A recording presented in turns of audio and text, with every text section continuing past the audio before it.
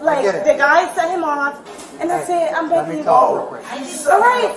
Okay. I'm talking. Stop.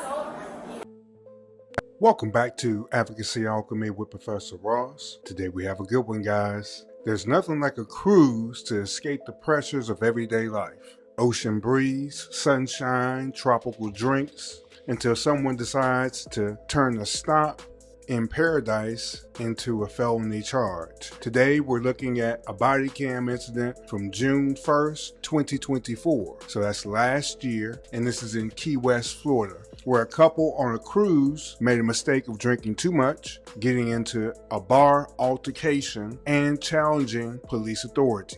We'll break down what happened, how things spiraled, and what legal consequences followed. And of course, we'll be applying our 6 evidentiary standards to help you understand exactly how the law views each moment. So with that, let's jump in.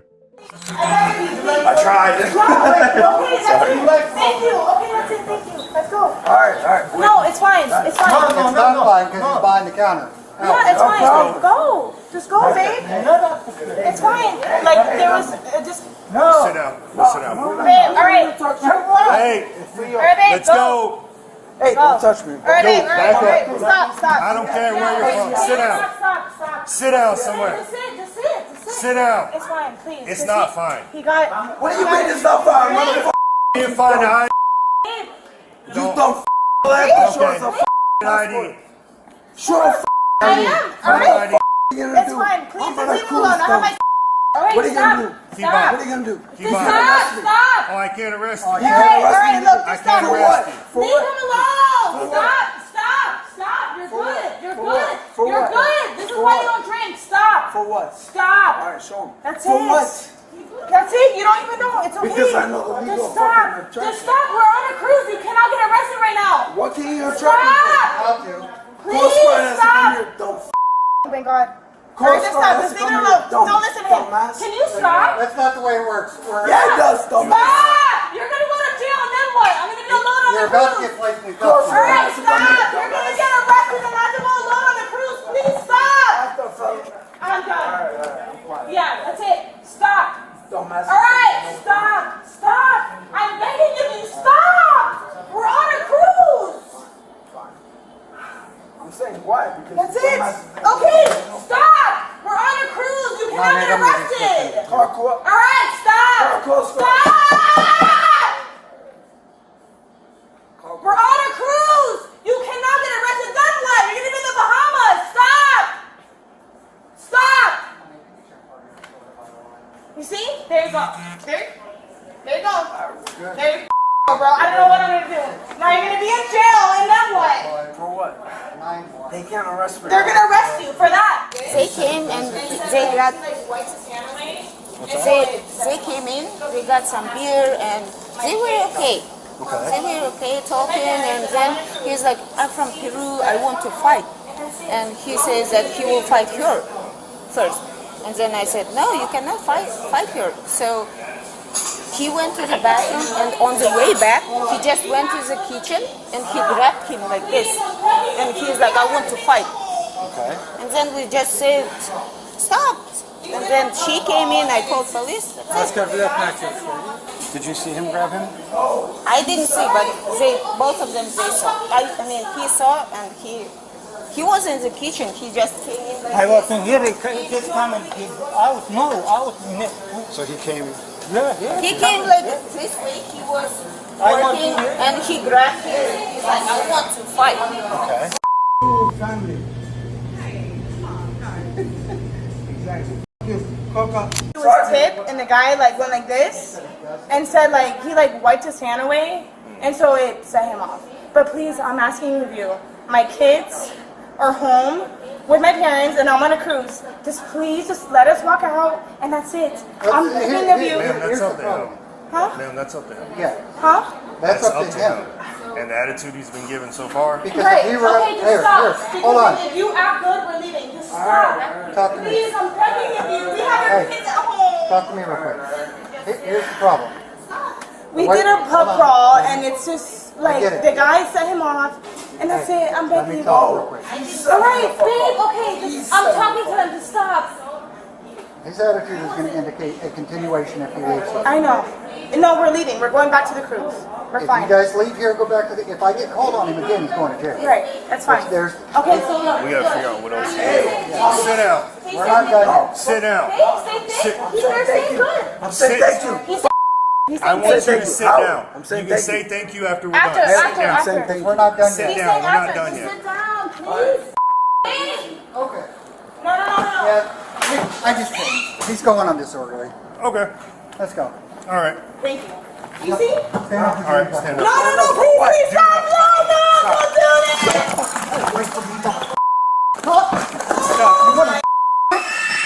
this. You better let go of me. Let go of me. Now. Let go. Let go. Let go. I cannot believe this. You're about to get seriously injured. You better let go of my collar. Babe, you did this to yourself. Stand back. Let go. Babe, stop. Put your hands behind your back or you're going to get tasered. Babe, stop. Okay. Put your hands behind your back or you're getting tasered.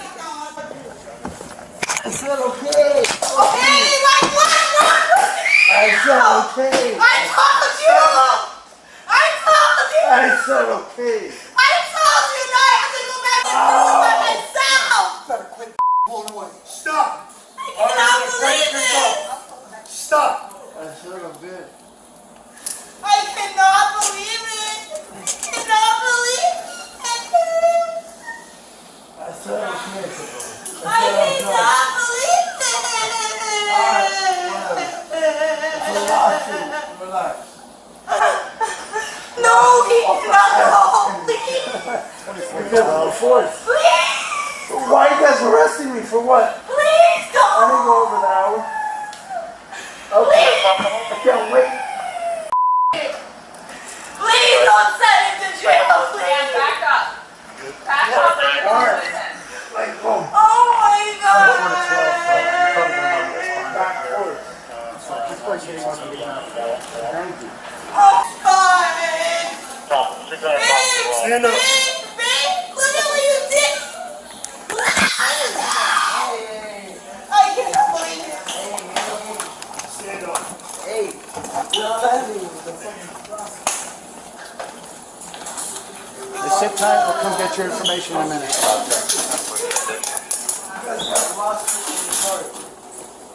I cannot believe it. Can't hurt. What do I do? What do I do? What do I do? Call 34, it's an apartment right here. Please call back to me. Dustin, did you run him already? Yeah. 1034, just information. Please run her through cab. There's no. Probably all night. You are not in charge. You are not in charge. Knock it off. All right, babe, please stop. What do I do?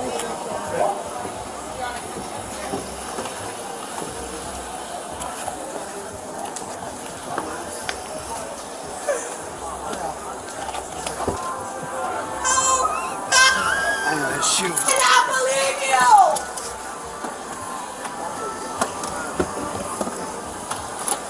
12 from where I'm going to 626 Boston, correct? yeah, I know, mother. You hear me? I know you. I'll make you cry to your mother. Yeah. You'll never go one-on-one. Because I'll break your pelvis and your back and your tongue and your eyebrows. All right, once again, this is in Key West, Florida, so we'll be looking at the laws in Florida. First, we have felony battery. This is found at section 784.041. And it defines battery as intentionally touching or striking another person against their will, causing great bodily harm, permanent disability, or disfigurement, or having a prior battery conviction and committing a new battery. The punishment is, this is a third-degree felony, and it carries up to 5 years in prison, potentially 5 years on probation, and a fine of up to $5,000. Now, while bodily harm is not clear from the footage, the charge may stem from prior history or the aggressive nature of the grab that happened right outside the kitchen area right there. All right, let's move on to our second charge, resisting an officer with violence. This is found in section 843.01. And it happens whenever a person knowingly and willfully resists, obstructs, or opposes a law enforcement officer by threatening or using violence while the officer is lawfully performing their duties. Now, this is also a third-degree felony carrying that same 555. 5 years in prison, potential 5 years probation, a fine of up to $5,000. Now, the man here physically struggled with the police. He ignored repeated commands, and he threatened to harm the police, the people in the restaurant, everybody. And that's what really escalated the situation. Our third charge we'll be looking at is trespassing. This is found in section 810.08. It's defined as willfully entering or remaining in a structure or property without authorization after being warned to leave. This is a first-degree misdemeanor. It carries up to 1 year in jail, a fine of up to $1,000, and potential probation of 1 year. Here, the act of going behind the bar and into the restricted kitchen area constitutes unlawful entry into a non-public portion of that business. All right, moving on to our last charge, which is disorderly conduct. This is found in section 877.03. It's defined as any acts that corrupt the public morals, outrage the community decency, or breach the peace. Fighting or threatening to cause a fight or looking like you're going to cause a fight, that's going to be disorderly conduct, okay? This is a second-degree misdemeanor. It carries up to 60 days in jail, a fine of up to $500. Here, you have the screaming, cursing, aggressively confronting staff and or the police, all happening in a public space. That would meet the threshold here, okay? Next, let's move into our evidentiary standards. Now let's break down the 6 evidentiary standards. These are the building blocks of legal proof, and how each one appears in the case is important. Let's start at the bottom and let's work our way back up to the top, okay? First, we have mere suspicion. This is nothing more than a hunch or a gut feeling. This is purely intuition with no concrete facts to support any government action. A good example is the officer hearing that a couple was being loud in a bar, but not hearing or seeing anything specific.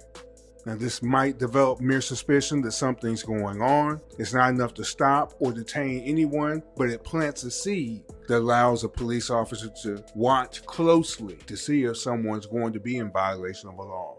Moving up one level, we have reasonable suspicion. It means there is or there are specific and articulable facts that suggest that there is criminal activity occurring. A good example is witnesses telling the police that a man entered the kitchen and was trying to fight the staff. Now, that's more than a hunch. It's reasonable suspicion to investigate, question, and possibly detain someone.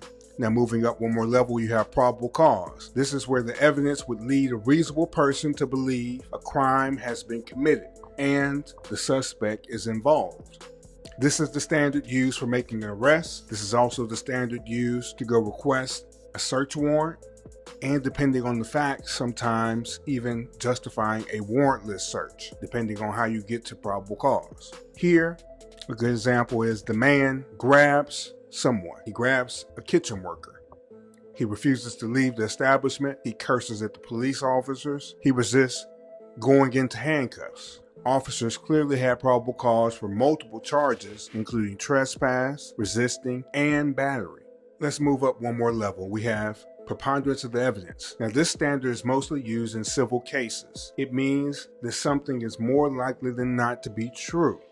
For these types of cases to win, you need to have at least 51% of the evidence in your favor. This is a perfect example of a scale, and just one side being tipped a little bit more than the other. A good example, if a court were asked whether this man entered a restricted area or resisted commands, the video, the witness statements, all that comes together to easily tip the scale, and it's more likely than not that this man committed these acts. Now, once again, when you say civil cases, that means that it's just a lawsuit for money most of the time. Okay. Moving up one more level, you have clear and convincing evidence. Now, this is a higher standard. Now, this requires a firm belief that the allegations are true, substantially likely to be true. Here, it takes about 75% of the evidence in your favor to win this type of case. This is used in civil cases, certain civil cases. It's used in administrative hearings. It's used in child custody cases. A good example is, from watching this footage, it's not just probable cause. It's fairly clear and convincing that the man resisted arrest, he created a public disturbance, and he ignored repeated warnings. You would need to look at a culmination of all the evidence and how it just keeps stacking up more and more and more. And eventually you say, okay, we've gone past that 51%. We're somewhere in the range of close to 75%. And yes, we might be able to reach the standard of clear and convincing evidence just based on this video. All right, next and finally, beyond a reasonable doubt. Now, this is the gold standard. This is the highest level of proof required in the American justice system. Now, this is where prosecutors must get to for every criminal case. What this means is there's no reasonable doubts in the minds of the jurors, or that there is no other reasonable conclusion the jurors can reach besides the guilt of the defendant. A good example is the footage captures the man's actions, the threats, the resistance, and the aftermath. If you were on a jury, could you say with confidence, and I mean beyond a reasonable doubt, that he committed felony resisting and battery? Because that's the legal threshold we're aiming to understand. All right, and with that, let's actually put ourselves in the jury box next. Now, let's switch gears. We're going to think like a member of the jury. First, what's your gut telling you about this man's behavior? Did he simply have too much to drink, or did he make a series of reckless, dangerous choices that deserve some intervention? Would you trust his partner's emotional pleas, or do her actions show that she knew things had gone too far long before the police did? All right, let's be real, okay? Do you think being on vacation on a cruise makes someone immune from the law? Was this entitlement? Was it panic? Or was it just arrogance? If you were sitting on the jury, what would your verdict be? Guilty, not guilty. Key West was supposed to be a vacation highlight. Instead, this couple got a reality check. Being on vacation doesn't put you above the law, whether you're in your hometown or on a cruise stop in paradise. If you trespass, make threats to others, and resist the police, you're subject to the same laws as everyone else. Trust your intuition. If you feel something is going too far, that's when you step away, not double down. That moment could be the difference between walking away and riding in the back of a cruiser. Tell me your thoughts in the comments below. Remember to like, subscribe, and share the video. And remember, this is Advocacy Alchemy, and I am Professor Ross. I'll see you tomorrow. Everyone have a safe Sunday, and I'll see you soon.